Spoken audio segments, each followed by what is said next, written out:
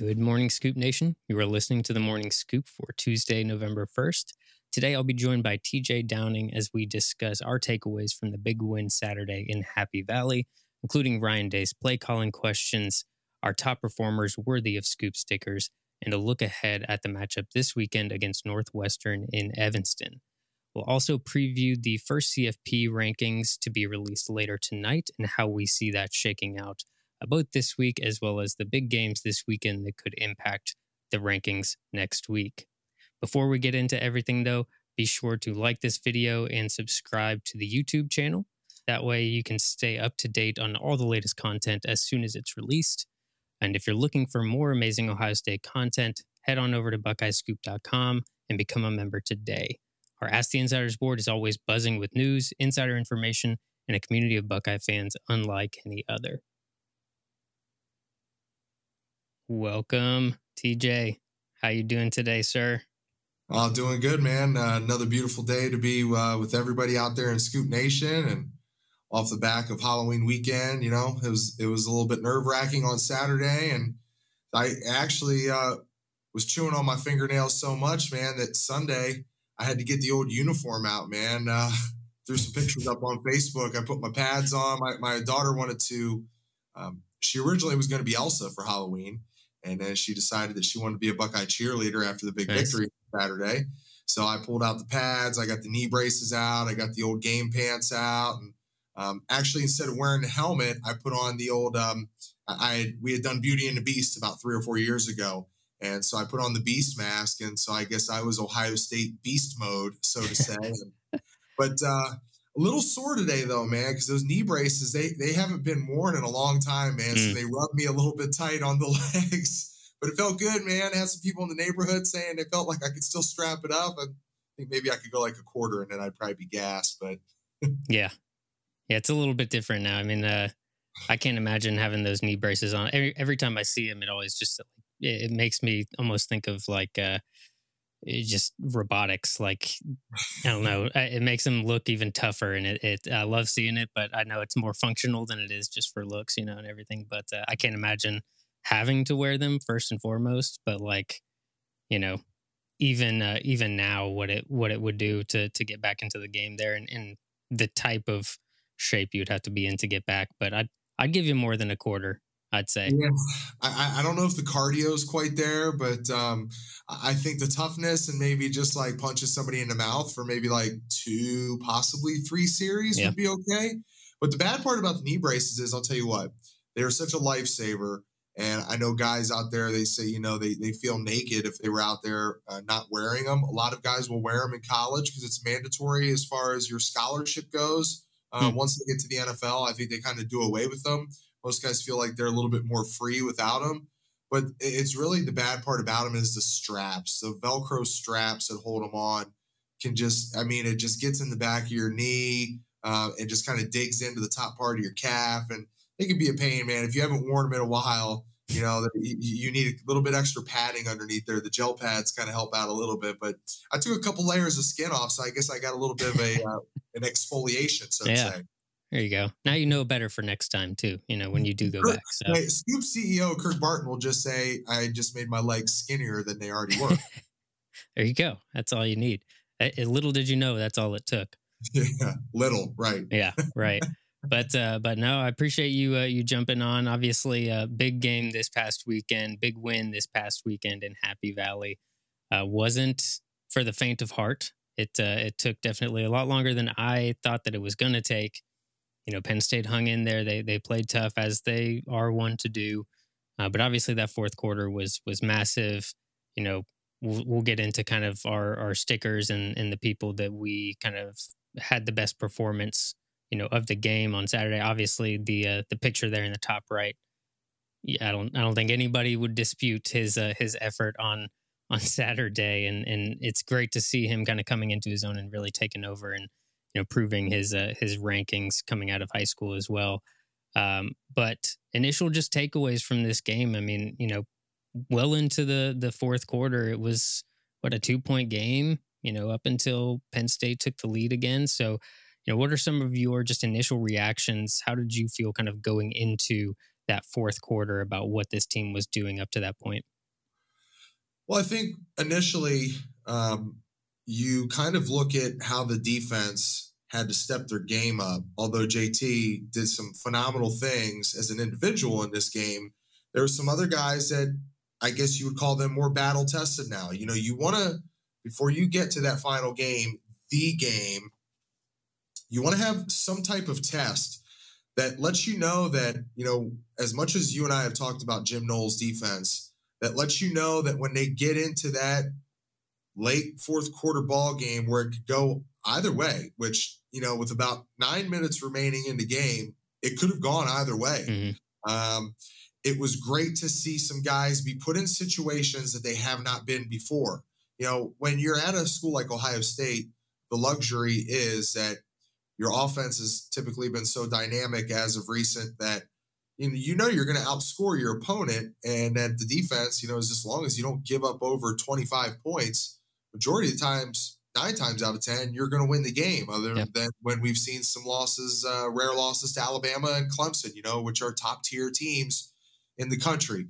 But man, what JT did was so impressive to watch. And the thing that really sticks out to me is, people talk about maybe one of the greatest performances ever by a defensive player.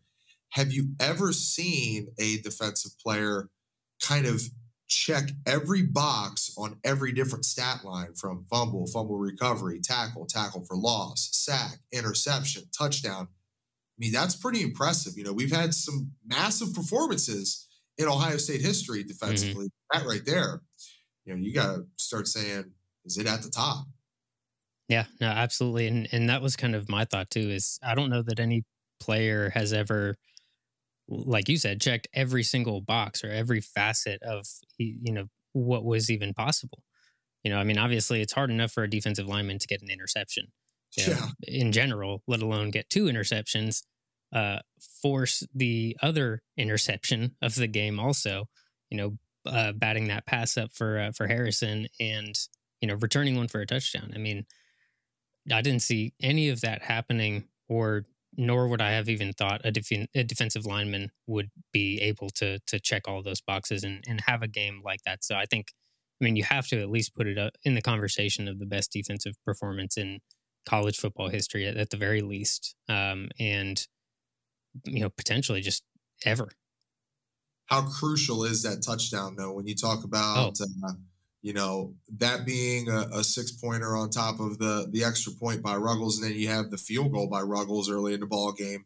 I mean, that right there, that's your difference. That allows you to win the game. For me, I think that the best thing that comes from what JT did is the fact that this will build almost an inner competition along that defensive front. Him and Jack Sawyer being so highly recruited coming out of high school. Now that most people will say this was JT's arriving moment, have we really seen that from Jack Sawyer yet?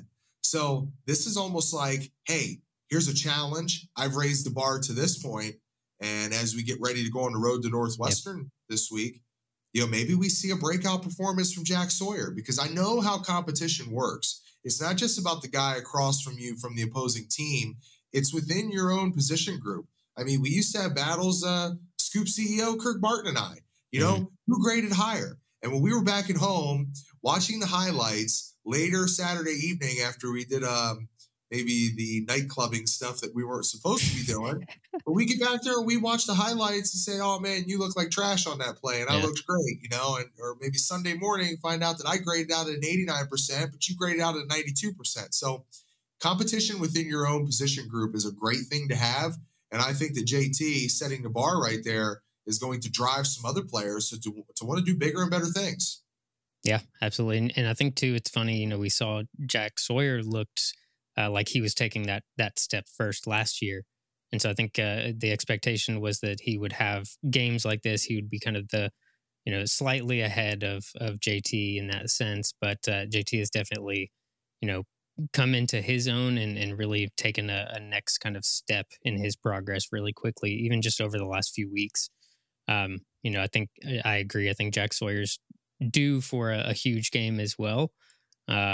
but at the very least, he's going to be pushing for additional playing time and pushing to take whatever next step he can to stay on pace and to prove that he deserves more playing time as well. I thought Zach Harrison played really well. I thought honestly a lot of the defensive line played really well. Tyleik Williams, you saw a couple flashes of him getting some blowing up plays, I guess would be better better executed there. Didn't see a ton of Mike Hall, but even Jerron Cage got back there.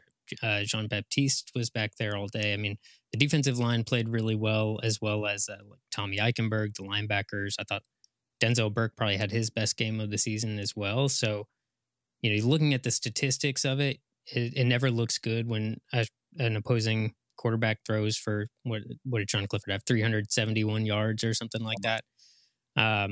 But I think the game itself, they looked a lot more dominant than what the score or what the stats would actually show. The other thing too, Ryan, we talk about, inner team competition. Not everybody in America has the helmet stickers. It's a special thing. It's cool. It's part of the tradition. Some schools do it, some don't.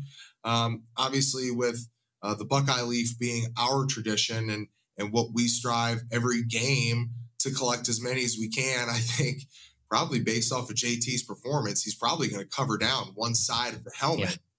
But there's guys that, in game, I will tell you 100% without a shadow of a doubt. Now, it may not be as big an offensive line thing because it's really hard for us offensive linemen to win helmet stickers. It's easier for special teams guys. Now, I'm basing this all off of the criteria for when I played under Coach Tressel. I don't know how much that's changed from Urban to Ryan Day, but it was really easy for special teams guys to do it, and it was easier for defensive guys to do it than the offense. And so I think a lot of those guys are going to see, oh man, maybe JT got like 12 or 13 and I only got 7 or 8. So the fight and the battle for helmet stickers, that's a big deal at Ohio State. So I think some of those guys are going to try and raise their level of play, not only for that, but when you talk about the defensive line, all those guys that kind of stood out to you, I think Zach Harrison always needs to have great play because there's times where we've seen him struggle and kind of disappear in ball games before. John Baptiste is a guy that, we've always expected some great things out of him.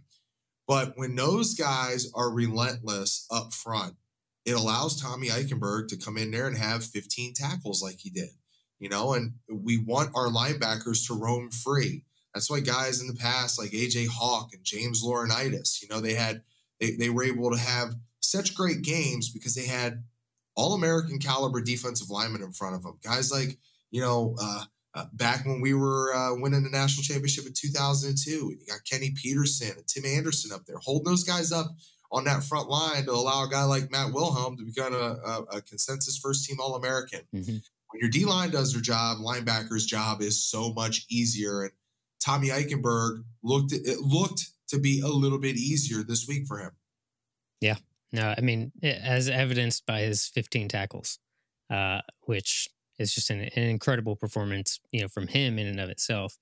But I agree. I think, Larry Johnson has this unit playing really well.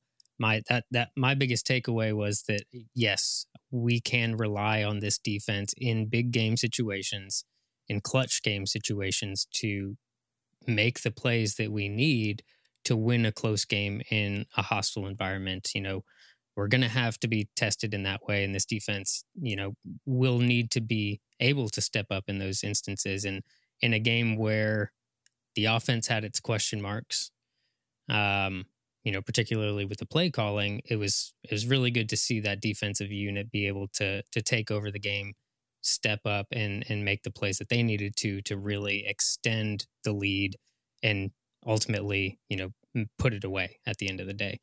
And so that's a good transition then into bubbles here, death by bubble screen, which, man, I there were many times during the game where I said to myself, if I see another screen on this drive, I'm going to rip my hair out and scream. And, sure enough, maybe it wasn't that drive, but the next drive or whatever, there's another screen. But then it kind of thought, I thought about it a little bit more after the game. And to me, I wonder if the screen was something that Ryan Day and this staff really wanted to not necessarily act as a crux of the offensive game plan against Penn State, but to really open everything up, given how good the Penn State secondary is. I don't think we expected to just be able to work over the middle of the field pretty much at will throughout the game. So I'm curious, kind of your thoughts, like why force the screen so much? It seemed to just get us off schedule way earlier in the down and distance, and ultimately, why continue going to it when it's very clearly not working in a game like that? I think you're right. You may keep beating at it just to be able to open up some other things, but coaches see things and they can stick on things, and you're also trying to play a chess match where you think, okay, maybe that defense coordinator doesn't think that I'm coming back to this, and you want to try and get it into certain guys' hands. The tricky thing about the bubble screen is, you're asking a wide receiver to do a really difficult job. Go out there and, if that guy's pressed up on that receiver tight, you got to get over there and get that block, and you got to be able to get your head in front of the block to avoid getting the illegal block. Mm-hmm. There's just a lot of things that have to go right on really any type of screen pass, but whether it's a smoke screen, bubble screen, or just your traditional running back screen, or we used to do a lot of wide delay screens with our tight end. And I think that's something that may be coming down the line with Cade Stover, as we've seen him start to develop more as a really good tight end and, get more responsibility and garnering more touches within the offense. But it can be frustrating, man. And as frustrating as it is for you and I to watch it, and the rest of Buckeye Nation to watch it, how about some of the guys on the offensive line? They're probably thinking, oh, man, let's line up and pound this thing, But then you got to start to think, this is a conversation you and I have had a lot before. The depth at running back, that's Mayan Williams. He gets banged up inside of this ball game. Trev really, with his 2 touchdowns, but not going over 100 yards. Dallin Hayden is a guy that's going to have to continue to step up more and more here as we get into November. The building of depth with losing Pryor in the beginning of the season, or we're back all the way in training camp. It feels like 3 months ago already, but it's a long college football season, and it's a grinder of a Big Ten schedule as we get ready to go back out on the road again here to Northwestern. You got to find a way to get the health up at the running back spot. And I think, to me, after 2 weeks consecutively now, not having a 100-yard rusher, that's got to be a big point of emphasis as we get ready to come down the home stretch of the regular season. We got to get that power run game back up. It allows those offensive linemen to do all that stuff, and so it was an interesting dynamic through the first part of that game with the screens, the bubble, and really just a slower run game. We're used to seeing a 100-yard rusher, and not to say that we figured it was going to happen that way going against a team who I believe they were ranked number 20 in the country. You're not just going to have your way with them, but getting ready to play Northwestern. This is a 100-yard rusher type material right here. Yep. And, it's a good indicator of the teams that you're going to have to beat to make it into the college football playoff. That's going to be a focus. They'll be able to also hone in on those, those specific game plans, to stop the run. And if you can't beat them at that, at that game plan at the line of scrimmage, then, you're going to find yourself in really difficult situations where, they know what's coming. And it seemed like every single time a screen was there, or every single time, one of those play calls happened, yes, you got to get your blocks, especially on the outside. The wide receivers missed a lot of those. But it almost seemed like the Penn State players were just coming downhill pre-snap, ready to blow it up because they knew it was coming. And maybe, it's a different situation with Pryor if he's healthy. I think that was, big emphasis for him, and his kind of part of this offense would have been probably a little bit different in that. But, I just can't get past not changing it. We changed it at halftime, but if it was done earlier than that, seeing what we could have, I think the game goes a lot differently. We just allowed them to blow up the plays that we wanted to try and focus on, because I think that was part of their game plan too, was to not allow, the edge game to happen. They wanted to keep everybody kind of in the center. They wanted to keep it close to the line of scrimmage so that people could come downhill and blow up plays like that.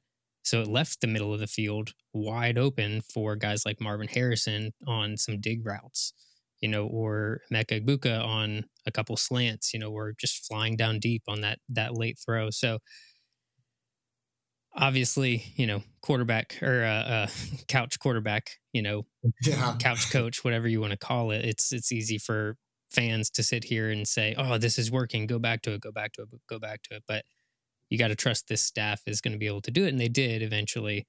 But it was definitely not for the faint of heart to continue watching that and see a team like that blow it up, because you got to think Michigan's watching too, and they're going to hone in on those very things. And if we can't get the run game going over these next few weeks against teams that aren't, you would think, that aren't really going to test us, how do you know how far you've improved in order to take that step and make sure that the run game is working appropriately?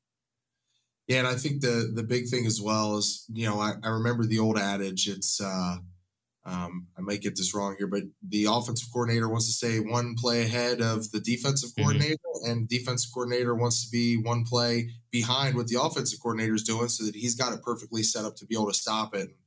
I tell this to people all the time, man. I mean, the game of football is not rocket science.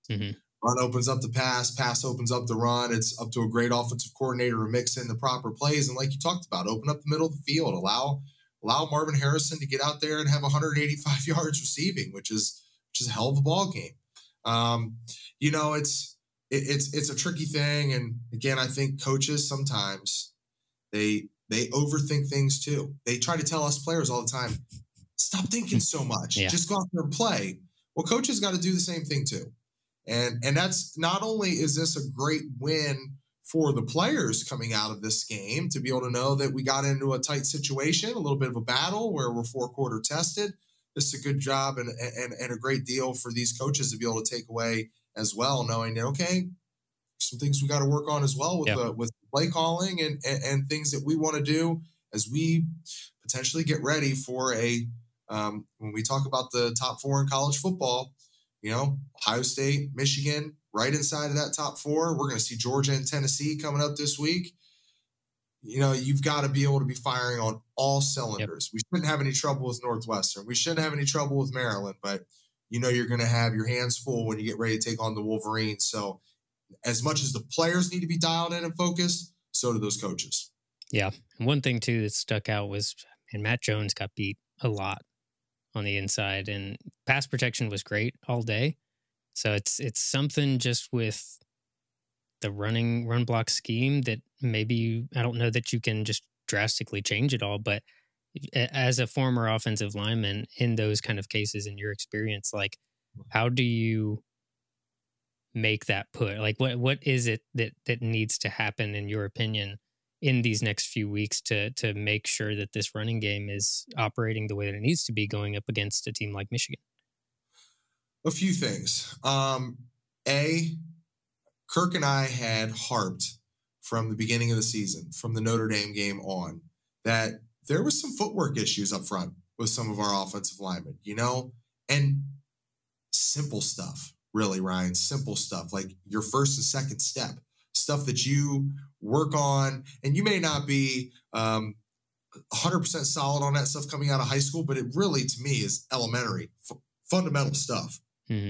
Now, to the next point, you've got a new offensive line coach. Stud's out, Justin's in, and maybe it could be philosophy and scheme stuff. All coaches are different, but really when it comes down to it, again, fundamental stuff, your first and second step, changing coaches shouldn't really hinder that much. Yeah. But I know from breaking down some film stuff early in this season, there's been some sloppy footwork. And a lot of times, 9 times out of 10, when you get beat inside, it's because your feet were not in the right position. And it's typically your second step, which I've seen a lot of crossover steps. You're not keeping your base. You're not allowing yourself as an offensive lineman to be able to redirect. So on that second step, if I get too close to that first step, boom, I cannot redirect when that defensive lineman pinches inside on me. And if it's a run game, an inside the tackle run game, you're screwed.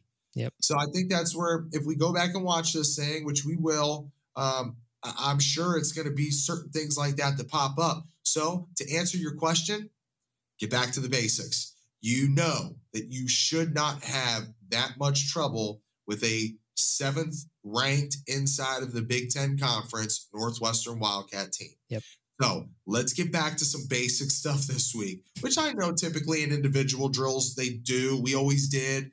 In the beginning of practice, the chutes, the boards, hat and hands, which is all about working the feet, first 2-3 steps with the hands, being in the proper place. I think you just need to get back to the basics on some stuff, because it's stuff from week 1 that really should have been ironed out in training camp, that should have been being drilled on heavy since spring ball. And for it to still be kind of dragging around right now, albeit the competition level and the bar was raised even higher when you're playing against Penn State. And I'll tell you right now, I was always a great footwork guy, but when it came to playing a team like Penn State, you know, their defensive linemen are probably going to be a little bit faster. They're going to be a little bit better than what Iowa or Northwestern is going to show you. And so none of us are immune to getting beat by an inside move. It's the hardest thing to stop, you know, but if you take the proper steps, it allows you to redirect on those guys. And if you get an entire offensive line on the same page, you should be able to pick all that stuff up. Again, philosophies. We used to take flat steps to allow us to shoot our hips on the second step. I don't know if that's what Coach Dale's teaching, but you know, get back to the basics this week. Get in the cages, man. Get in the chutes. You know, work the board drill. Even though it's talk about pulling your hair out as offensive lineman. You're like, oh man, I got to get on the boards again. You know, this is fun. Like, hell, let's just do inside run drill. But sometimes it just takes good old fashioned 20, 30 minutes at the beginning of practice of doing the stuff that you've been doing since 7th grade football to kind of get your head in the right mind, in the right headspace. No, that's good insight. Not obviously having been in that position, it's hard for anybody else to even understand kind of that. But I definitely, you know, see where you're coming from, and you got a few weeks now to get back to basics and keep testing and make sure that when it comes down to it, and you're in a game where it's needed, you've got that down, you know, without hesitation. We're not the fastest guys on the field. So when we have to be faster going against better talent, there's times where, you know, oh man, that second step got underneath me and boom, you get bull rushed and you put on your ass. And it's just part of the game, man. When you're playing at a high end, we're talking Division I college football, Power 5 stuff, you know, top 25, best teams in the country, best competition in the country. You'll have some stuff that happens like that. Yep. Yeah. Hostile environment. I mean, you know, was it great to see? No. Was it good to see kind of the bounce back and some of the key blocks down the stretch, especially on that Henderson run? Yeah. You know, when it was needed in the 4th, he was able to pick up some chunk yardage and get back to it. So it was good to see. And I think that we'll have this unit back in tip-top shape. Hopefully we can get some health from Mayan and make sure that we've still got depth there, you know, to attack it the way that we need to, but we'll get there. You just hit on the point again that we didn't really discuss much. You and I talked about a little bit last week, and I talked about on Stories from the Vault, that hostile environment, man. You know, a lot of people are out here saying, you know, oh man, Happy Valley's toughest place to play in America. Well, yeah, I mean, it's up there. I put the shoe first and foremost, but I never had to worry about that noise because we could quiet that crowd down, you know. But to me, for sure, the second toughest place is Happy Valley. And we thought maybe because it was a midday game that it wouldn't be as loud. You know, the heat was there, the noise was there. And that also contributes to some stuff across the offensive line, from left tackle to right tackle, to be on the same page when communication is at a premium, when you almost have to use hand signals because you can't hear your guys on the other side. That's also a big factor in this game. Yeah, no, absolutely. And then into to some lighter news, at least, or some better news than the struggles. Helmet right there that's covered with every sticker.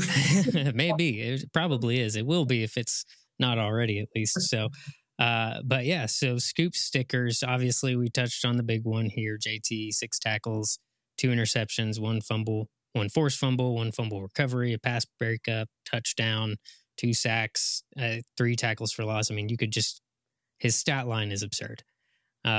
So he's earned at a minimum the number of stickers that are on that helmet in the picture, and probably a few more than that even. But next on my list was Tommy Eichenberg, obviously the 15 tackles, Marvin Harrison, Cade Stover with a season high day in receptions, yards, big touchdown from him as well. And CJ, I mean, I think at the end of the day, his ability to at least take over when it was clutch or when it was needed in the fourth to get those touchdowns. But I think that one drive was a 3-play, 35-second drive to answer the go ahead touchdown from Penn State. So got to give him credit for his ability to bounce back from not having a great day statistically, at least in the touchdown department from what we're used to from him. But he was efficient. And I think that's got to get a lot of credit for his ability to manage that.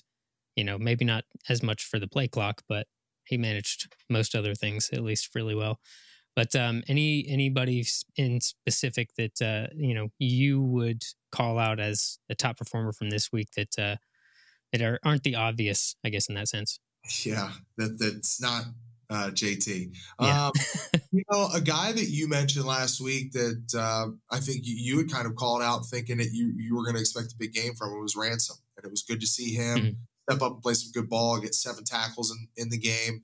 And then a guy that you just talked about here earlier in the show was Tyleik Williams. He gets a sack, gets pressure, or gets a tackle for loss. He was very active, and I think that's good building depth across that defensive line because we've seen Mike Hall get banged up earlier in the season after he kind of came onto the scene like wildfire against Notre Dame.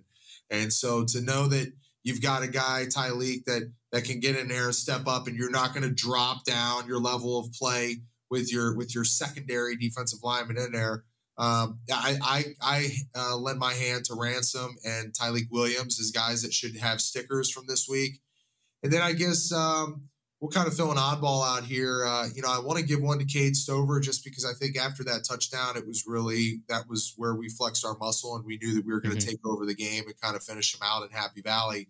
But Mitch Rossi, being a Swiss Army knife. He's great at blocking. He does really good at the point of attack, but he got a reception. He's gotten a carry. I think his one run went for like 11 yards. So I like what Mitch Rossi is doing inside of this offense. Mitch, along with Cade, kind of your unsung heroes or maybe your forgotten abouts on the offense because you're so worried about Emeka. You're so worried about Harrison. You're so worried about the great backs that we have there doing their thing, which, again, get healthy, guys, because we need you down the stretch. But it was really good to see Mitch Rossi when needed. If you're Mitch Rossi, that your looks and your touches are going to be few and far between. But can you take advantage of that opportunity when the ball comes your way? He did that in Happy Valley, so he gets a sticker from me. Yep. No, I agree. And I think he goes largely forgotten just because of how great Cade has looked this year. Yeah. And so it's easy to, forget that Mitch Rossi comes up really big in really big situations, and he does a lot of those fundamental things that you can't overlook, especially from a run blocking standpoint, a protection standpoint, and even just when he leaks out and, makes a huge catch on a drive that you need the first down for. And definitely agree with you there. And I was not even somebody that was on my radar because, again, I think I, like most fans, just don't even really think of Mitch Rossi too much until you see it flash on TV and you're like, oh, man, this guy. Yeah, he's fun to watch. And you mentioned Cade and Mitch kind of flying under the radar. I like the way they work off of each other when they're both blocking at the point of attack. On some gap block stuff, on some off-tackle stuff. I think they work off of each other well, and I think they're developing. That's a really hard thing to do when you're talking about some different motion stuff back and forth and maybe some wham block stuff, and not giving up any pressure at the point of attack to allow you're pulling guys to get around the corner. So I think those guys, they have flown under the radar, but man, if they developed and gotten better from week to week to week, and you want to see that every week, just get a little bit better. Every day, get a little bit better. And I think Rossi and Stover have done that. Yeah, absolutely. And the special teams, and Mirko was on point. So got to give him a couple stickers, for being able to help with some of the field position battle and just make sure that, Penn State was never operating on a short field or, at the very least, make them work for it. So Mirko is always the other unsung hero that I think gets overlooked. Nobody punting isn't sexy. Nobody wants to have to do it, but when you have to do it, it's good to have a good one. I remember Jim Tressel saying that was the most important play in football. And now it's like I see this young crew of coaches coming into the game now, or like even in the NFL, they're like going for it on their own 40-yard line. Like, damn, man, what happened to the punt? Like it's becoming like the 5. Man, it's going to be extinct.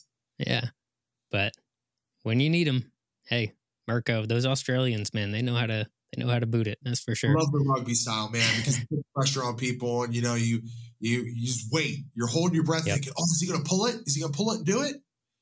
So it forces guys to kind of come up, and that allows your snipers to get down there, and it makes it a little bit easier on them, and doesn't allow the other team to get a great return. Yeah, no, 100%. And I don't expect too many punts here this upcoming weekend against Northwestern, so we may not see a lot of. You'll hear that, right? May not see a lot of him, but Northwestern dead last in the Big Ten right now. Obviously, they just gave up 33 to Iowa as well, which is in and of itself an impressive feat to give that offense 33 points. But it's 38-point spread right now. So, it's a lot of points to go one way or the other. If I'm a betting man, and I am, I'm probably going to take Ohio State minus the 38. I don't think Northwestern's going to be able to do a whole lot. And I think Ryan Day and the offense is going to want to make a really big statement on particularly the run game, but also, bouncing back from a week in which a lot of people are questioning the play call and questioning, whether or not a tougher team is going to test this Ohio State team more so than they've been tested so far. So just quick thoughts, from your perspective, Northwestern this week. How do you see that one playing out? You always know that Pat Fitzgerald's a tough dude. He was a great football player there. He has a lot of pride in his program. He looks at that as it is his program from his playing days to, can't even believe now he's already in his 17th year at Northwestern. It doesn't seem like that, but they're fighting to get talent out there on the field. It's not what it has been in the past. I hate seeing that 38 number up there because I hate high spreads like that.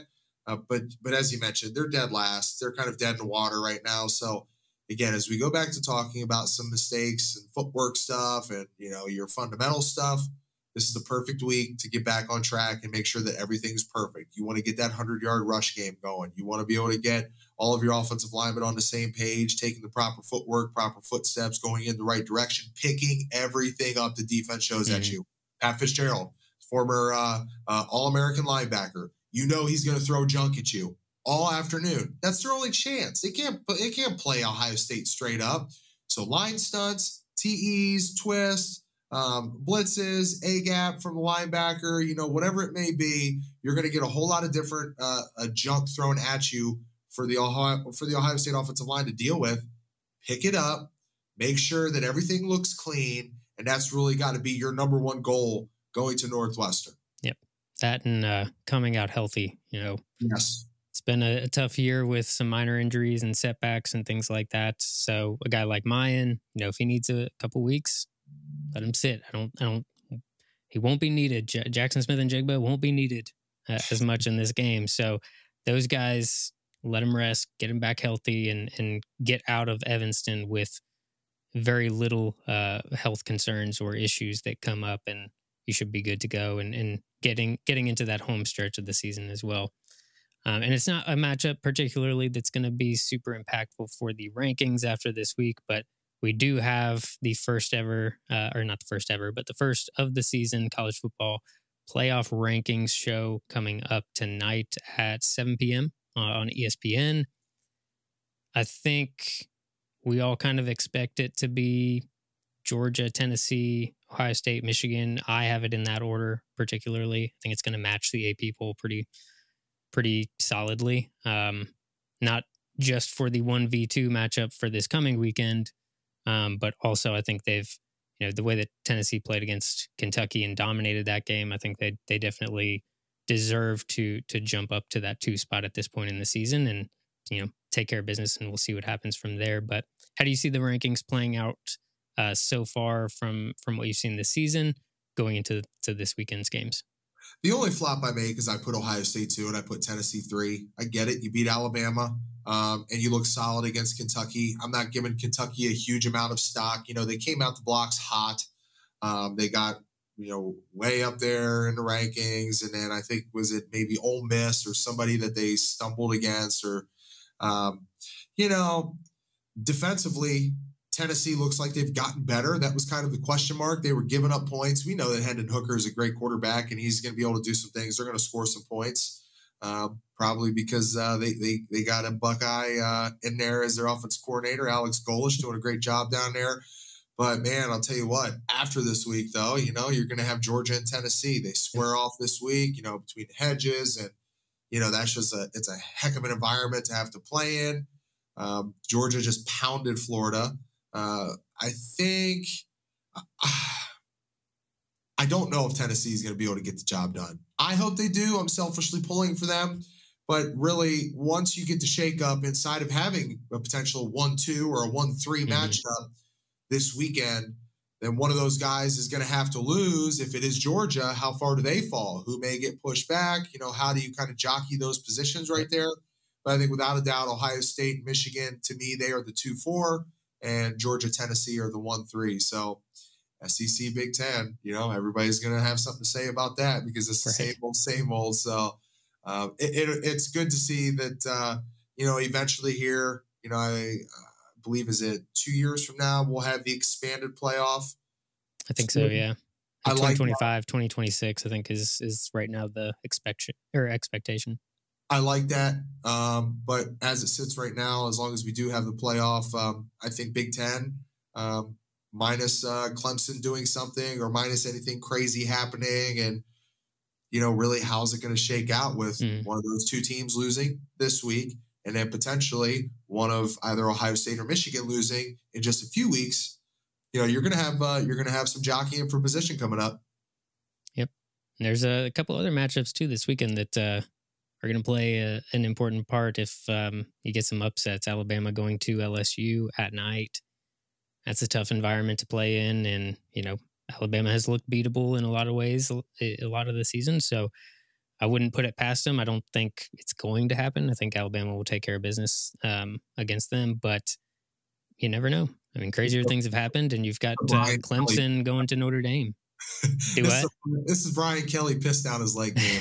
I know LSU's kind of come back a little bit here after they dropped one early that they probably should have got. But, I think Saban probably has a really, really bad taste in his mouth after losing that game to Tennessee. And I'm sure those practices down there in Tuscaloosa have been a nightmare to be a part of. And you know how he can get sometimes, man. It's a different creature. He's a different dude. And, I talk about a creature, man. Brian Kelly is as different as they come. I'm curious as to how the new accent is going for him as he's kind of adapted the Bayou into his lingual. But I don't know. I see LSU lose this game, and you're right though, man. As we come down the stretch, man, there's a premium. We talked about it. Pretenders and contenders. Pretenders is in September. The contenders is in November. Who's gonna come to the forefront here and get ready to get this thing done and get into that college football playoff? And it's good for me. It's good for the conference. It's good for all of us to see Ohio State and Michigan sitting right there. And I guess it was a little shaky there up in Ann Arbor as Michigan State and Michigan were coming off the field. So kind of be interesting to see what comes down after that as well. Yeah, is shaky is a good word, I guess, to describe it. But man, that was just a weird situation altogether. I call that the tunnel of love, Ryan, because when you're rubbing elbows with your competition as you're coming down that tunnel, I mean, it gets real sporty in there. Yeah. It's not the first time. it's they need to figure something out with that stadium over there, security wise. I mean, you can't expect a couple security guards or some cops, state police to get in the middle of a bunch of dudes in pads. I mean, what are you going to start drawing weapons on these guys? Right. Just structurally do something different at the big house to be able to make sure that you don't have these teams right there that, I mean, hell, we've seen it just a couple years ago. The coaches were getting into it. So we saw last year with the Ohio State game too. I mean, there was the kind of back and forth, between the teams. I mean, there was, guards, if you will, in between them, and there was separation, but it was jawing, and it's never a good situation when you have especially guys that want to beat each other so badly, that they're going to talk, and things can get escalated pretty quickly against those teams. So glad that that game is not in Ann Arbor this year as well, for more than one reason. But and the other one I'm watching this weekend too, Clemson at Notre Dame. Notre Dame, getting a big win at Syracuse last weekend. Is Clemson legit if they can come away with the win? Again, similar to Alabama, they've looked beatable. Have they looked like a top 4 team? Not necessarily. And Notre Dame, I don't think is very good, but they could jump back in the rankings if they're able to pull off the win and, turn this around under Marcus Freeman as well. Yeah, this could right some wrongs for Marcus. Obviously first year, it's a little difficult. You're going to grow into that position. First time head coach, huge university, tradition, program, all that stuff that goes along with South Bend and the Fighting Irish. But this would be a big one for Marcus if he can get it done. Yep, absolutely. And as much as I don't want to see Notre Dame win, I would rather see Dabo lose. So I'm rooting for him at least this weekend, but we'll see. But that's all we had here today. TJ, I appreciate you jumping on, and as always, great conversation, great insight on everything. So again, thank you, and hope you enjoy the rest of your week, brother. Appreciate it, man. You too, Ryan. Shout out Scoop World, Scoop Nation, man. Check us out, and we'll be back with more. We'll get some stories from the vault, man. Got a couple good ones for the Northwestern Wildcats. Absolutely. Well, have a good one, brother. We'll talk soon.